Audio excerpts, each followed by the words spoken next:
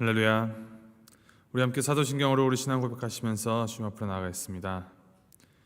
전능하사 천지를 만드신 하나님 아버지를 내가 믿사오며 그 외아들 우리 주 예수 그리스도를 믿사오니 이는 성령으로 잉태하사 동정녀 마리아에게 나시고 본디오 빌라도에게 고난을 받으사 십자가에 못 박혀 죽으시고 장사한 지 사흘 만에 죽은 자 가운데서 다시 살아나시며 하늘에 오르사 전능하신 하나님 우편에 앉아 계시다가 저리로서 산 자와 죽은 자를 심판하러 오시리라. 성령을 믿사오며 거룩한 공예와 성도가 서로 교통하는 것과 죄를 사하여 주는 것과 몸이 다시 산 것과 영원히 산 것을 믿사옵나이다. 아멘. 찬송가 366장 함께 찬양하시겠습니다. 366장 어두운 내 눈 밝히사. 우리 함께 찬양하시겠습니다.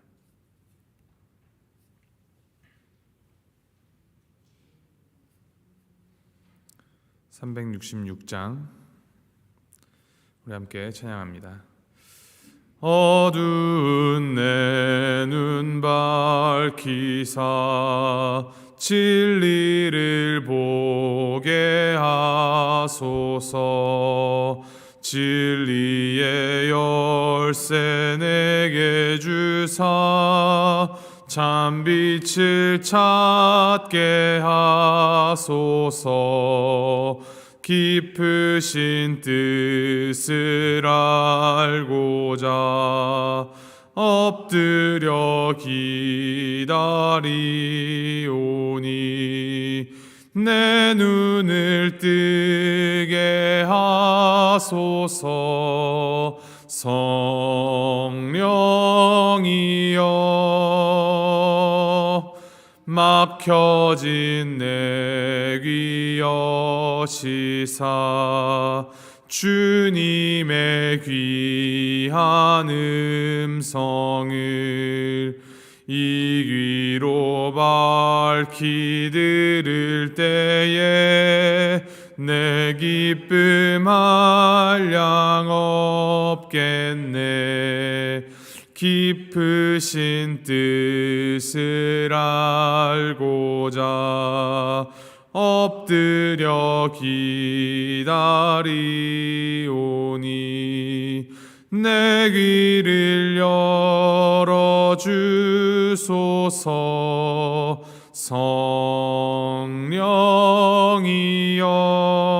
성령이여 봉해진 내 입 여시사 복음을 널리 전하고 차가운 내 맘 녹여주사 사랑을 하게 하소서. 깊으신 뜻을 알고자 엎드려 기다리오니 내 입을 열어주소서.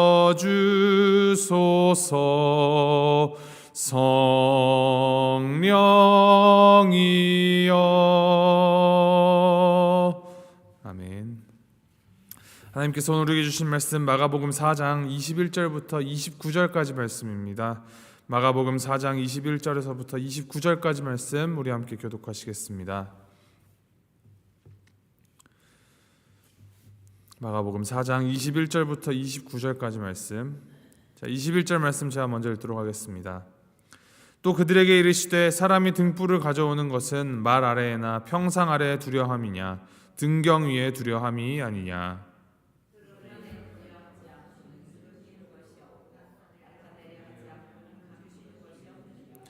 들을 귀 있는 자는 들으라.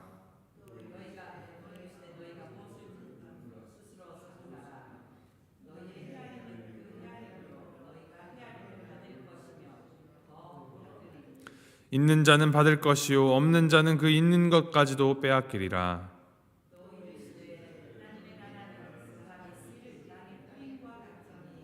그가 밤낮 자고 깨고 하는 중에 씨가 나서 자라되 어떻게 그리 되는지를 알지 못하느니라.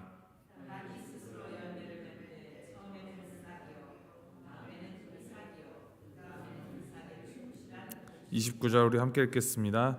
열매가 익으면 곧 낫을 대나니 이는 추수 때가 이르렀음이라. 아멘. 오늘 우리가 함께 읽은 말씀이 또 그들에게 이르시되라는 말로 시작됩니다. 이것은 이제 앞의 내용과 지금의 내용이 시간적으로 공백이 없이 전해지고 있는 것으로 4장 10절 이후 같은 자리에서 예수님께서 말씀을 연이어 하고 계신다라는 것을 알 수가 있습니다.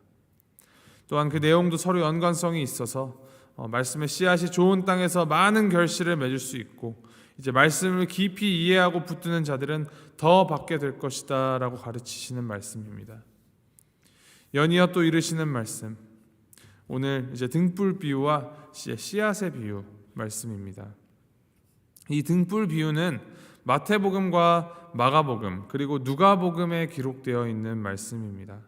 그런데 이제 마태복음의 등불 비유는 마가복음과 누가복음의 등불 비유와는 조금 의미가 다른 의미를 지니고 있습니다.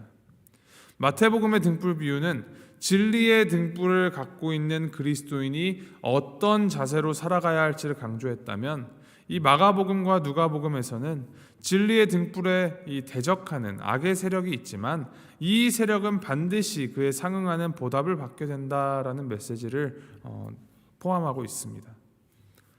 21절에 이렇게 기록합니다. 사람이 등불을 가져오는 것은 말 아래에나 평상 아래에 두려함이냐 등경 위에 두려함이 아니냐.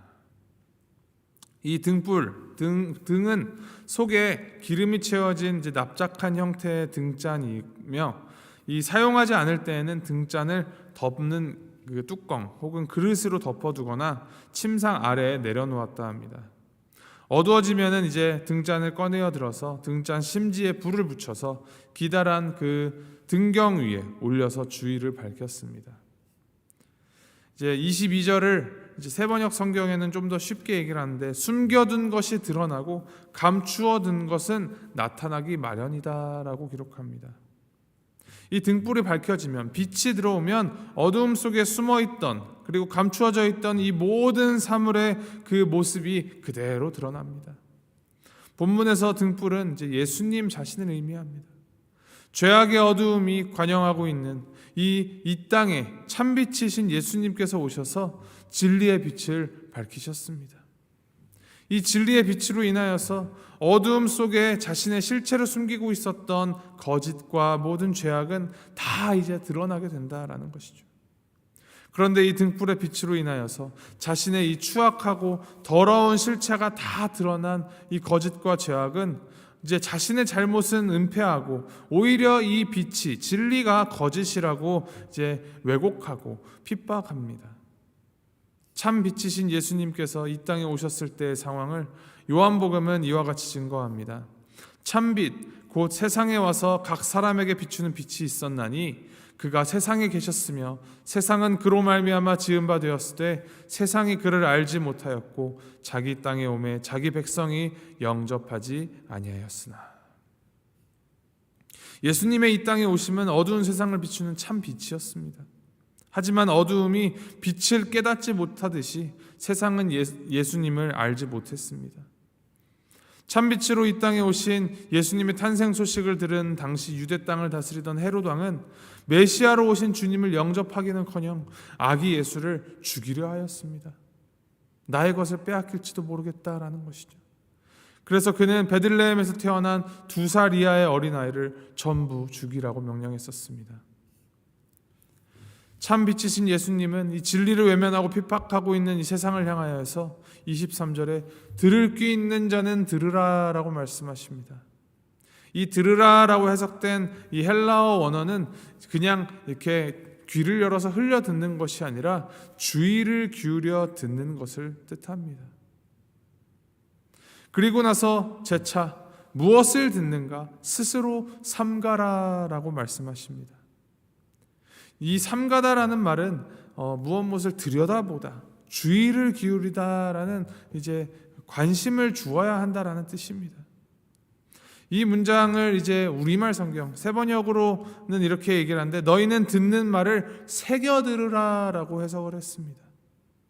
예수님이 한 번도 아니고 두 번, 세 번 반복하여서 세상을 향하여서 자신의 말을 들으라고 강조하시는 이유가 무엇이었겠습니까? 24절, 25절 이렇게 기록합니다. 너희의 헤아리는 그 헤아림으로 너희가 헤아림을 받을 것이며 더 받으리니 있는 자는 받을 것이요 없는 자는 그 있는 것까지도 빼앗기리라. 이 헤아린다라는 것은 어떤 사물이나 사람을 판단하거나 평가하는 것을 뜻합니다. 자신이 평가한 그대로 평가받게 될 것이다 라는 예수님의 말씀을 쉽게 설명한 비유가 바로 달란트의 비유입니다. 5달란트, 2달란트, 1달란트를 각각 종에게 맡겨놓고 떠나간 주인. 그리고 그 이야기 다 아시죠? 그 가운데에서도 1달란트를 받고 땅에 묻어둔 그 종의 모습, 그 가운데에서 오늘 예수님의 그 말씀의 그 뜻을 알 수가 있습니다. 1달란트를 받은 종은 자신이 번 달란트를 주인이 다 빼앗아갈 것이라고 생각하고 달란트를 땅속에 묻어두었다라고 합니다. 그러자 주인은 그에게 준 1달란트를 빼앗아서 이미 10달란트를 소유한 종에게 주고 그 무익한 종을 내쫓아버렸습니다. 주인에게 1달란트를 받은 종이 무익한 종이 되어서 쫓겨난 이유, 그것은 자신이 섬기는 주인을 잘못 헤아렸기 때문입니다. 같은 주인을 모시고 있는 2명의 다른 종들과는 달리 그 종은 자신을 착취하고 자신의 소유를 빼앗는 매정하고 폭정을 휘두르는 주인으로 판단했습니다. 그는 결국 자신이 주인을 판단한 그대로 그 평가를 받아서 집에서 쫓겨나게 되는 그런 신세가 되어버렸습니다. 이것이 하나님께서 말씀하시는, 예수님께서 말씀하시는 이 마지막 날의 심판에 대한 종말론적인 말씀입니다. 예수님의 말씀을 듣고 받아들여서 순종하는 자에게는 더 풍성한 열매를 주실 것이요, 이를 거절하는 자, 외면하는 자에게는 그 있는 모든 것을 빼앗아 더 큰 엄청난 실패를 맛보게 될 것이다. 이것이 성경 말씀을 통하여 말씀하여 주시는 하나님의 심판의 모습입니다. 하나님의 말씀에 대하여서 진지하게 듣고 마음에 새기는 것이 필수적이라는 사실을 가르쳐주기 위하여서 이 들을 귀 있는 자는 들으라라고 말씀하십니다.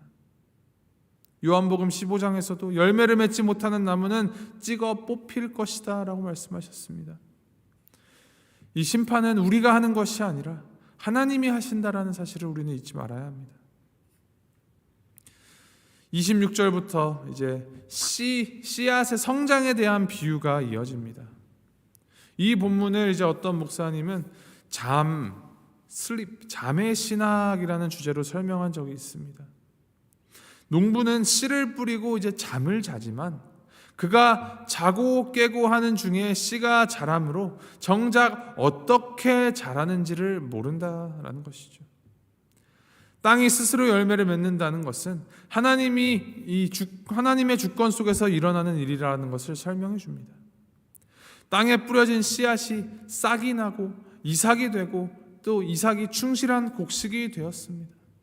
이 모든 과정 속에서 농부는 자신이 뿌린 씨가 이 싹이 올라오고 성장한다라는 그 눈에 보이는 사실만 인지할 뿐 씨 자체가 어떻게 땅 속에서 발화되고 성장하고 곡식을 맺는지 전혀 알지 못합니다. 이 비유에서 씨를 뿌린 사람이 씨가 어떻게 자라는지 알지 못한다라는 말씀은 인간은 하나님의 섭리를 온전히 이해할 수 없고 간섭할 수도 없다라는 의미입니다. 그리고 그 말은 곧 하나님의 나라, 이 천국이 자라나고 성장하는 일은 결국 하나님의 주권 속에서 하나님의 손에 의하여서 일어나는 하나님이 책임지시는 일이다라는 말입니다. 이것이 우리에게 얼마나 큰 위로이고 힘이 되는 말씀인지 모릅니다. 우리의 몫은 씨앗을 잘 뿌리기만 하면 하나님께서 그 가운데에서 우리의 이 수고로움과 우리의 헌신보다 더 크게, 더 세심하게 모든 것을 주관하신다라는 말씀입니다. 29절에 열매가 익으면 곧 낫을 드나니 이는 추수 때가 이르렀음이라 라고 말씀하십니다. 이 추수 때가 언제인지 그 누구도 정확히 알 수 없습니다. 오직 우리 하나님만이 아십니다. 그리고 하나님에 의하여서 완성되는 이 하나님 나라, 아직 사람들에게 보이지 않았지만 예수님 안에서 이제 얼마 지나지 않아 분명하게 드러나게 될 것임을 예수님께서는 오늘 비유를 통하여서 선포하셨습니다. 등불의 목적이 온 방을 비추는 것이고 그것을 위하여서 등경이 가장 높은 곳으로 올라가게 되는 것처럼 예수님 역시 온 세상을 비추기 위하여서 곧 가장 높은 곳에서 빛나게 될 것임을 선포하십니다. 등불, 그리고 하나님 나라, 예수님, 이것은 자연스럽게 긴밀하게 연결되는 것입니다. 결국 하나님의 나라는 하나님의 섭리하심에 의하여서 통치됩니다. 하나님의 나라는 예수 그리스도의 이 탄생과 십자가 죽음 그리고 부활을 믿는 우리의 삶 속에 이미 존재하고 있습니다. 하나님의 나라가 우리의 삶 속에 존재한다라는 이 사실은 우리의 삶 속에 하나님의 섭리하심이 있다라는 의미입니다. 그래서 우리는 그 하나님의 섭리에 우리 자신을 온전히 의탁하고 또 의지하여서 하나님께서 맡기신 우리의 목, 씨앗을 뿌리는 일, 그리고 빛을 등경 위에 올려두는 일에 우리의 열심을 다하여야 합니다. 그것이 전도이죠. 이것을 기억하시면서 오늘 하루 살아가실 때 우리의 삶을 통하여서 하나님 나라가 비추어지기를, 하나님 나라를 우리에게 가지고 내려오신 이 예수 그리스도를 우리가 온전히 드러내는 삶을 살아가시기 바랍니다. 예수님께서 세상에 오신 때부터 이미 하나님 나라는 시작이 되었으며 또 동시에 종말이 시작되었습니다.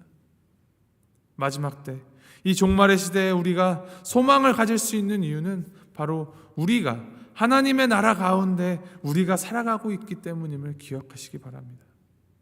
그 하나님 나라를 소망하며 그 하나님 나라가 완성되는 그날 우리가 하나님께 드릴 기쁨의 열매 가득 안고 갈 수 있도록 오늘의 분량만큼 수고하는 그 하나님의 은혜에 참여하는 오늘 하루 살아가시기를 주님의 이름으로 소망하고 축복합니다.